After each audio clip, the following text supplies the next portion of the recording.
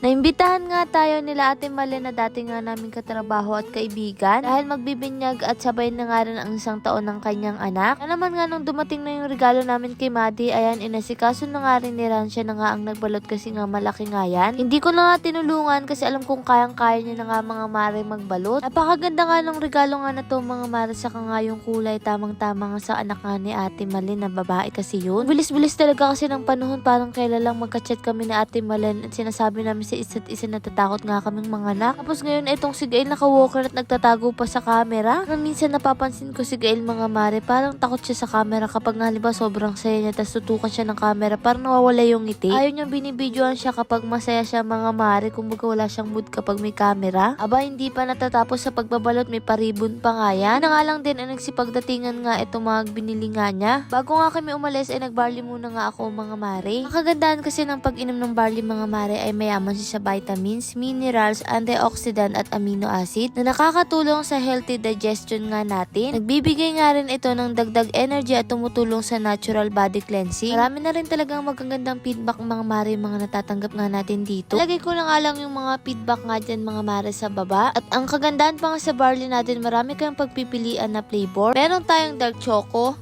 coffee barley, pure barley at barley juice. Wala na rin talaga kang hahanapin pa sa iba dahil kompleto na nga tayo. At ayan nga mga mare, paalis na nga rin tayo kaya nagpaalam na nga kami at etong si Gail inaantok na nga. Kaya ayan, sumama na nga lang din dito mga mare sa van, niloloko kasi ni Ran. Di pa nga to pala habol mga mare kasi mas gusto nga sa lola niya, pero ayun kapag nakikita ko nga siyang nakatingin, nahihirapan akong umalis. Kaya naman nga bang di pa nga kami umalis, ayan nilalaro-laro ko muna nga dito sa Gail kasi nakatingin talaga siya. Sabi ko nga kay mama, pumasok na nga mga mare, oras ngayon tawa siya ng tawa dyan. Ako nakasilip pa nga kasi parang ayoko pa nga umalis ng mga oras ngayon. Tingnan niyo naman, napaka-pogi. Mukhang wavy nga rin yata mga mare yung buhok nga ni Gail, parang paunti-unti nagbabago na nga, dati straight na straight mana sa tatay niya. Nung nandito naman nga kami sa Kapitolyo, ang dami nga rin palang nagra-rally. Nga nababasa nga ako, hindi nga daw mali ang rally, may mali kaya may rally. Ano na nga sa palagi nga naapektuhan ng baha mga mare, ay napakahirap din talaga ng ganong sitwasyon. Bale, dumaan muna pala kami dito mga mare sa dentist para nga sila ran magpa-adjust nga ng brace. Mga to kala Doc Vanessa mga mare sa may Malolos. Kaya ito nga sila Ate Jen ay sumama nga kasi magpapa-adjust siya dahil may brace nga rin siya. Nabawasan ko ng mga mare yung mga iniintindi nga ng mga basher yung ngipin ko. Kaya naman kasi mga mare, biglang laki ng ngipin ko dahil nga syempre gummy smile nga ako. Kung hindi nyo napapansin mga mare, kapag ngumiti ako dati ay talagang napakalaki ng gums na nakikita o tas mas maliit pa nga yung ngipin ko sa gums. Dati kasi palaging sinasabi napakalalaki daw ng gums ko, wala pa yung ngipin. Ngayon naman nga mga mare na malaking ngipin ko, eh nako, lagi naman nababash kasi malaki daw hindi bagay. Pero marami pa rin talagang pagdadaanan yan mga mare para nga maayos at abangan na nga lang, saka syempre kailangan din natin ng malaking budget para dyan. Ngayon ay pagtsagaan nyo na muna nga mga mare ngipin ko, pero para sa akin maganda naman siya kasi nakakangiti nga ako nang hindi ako nag-iisip kung may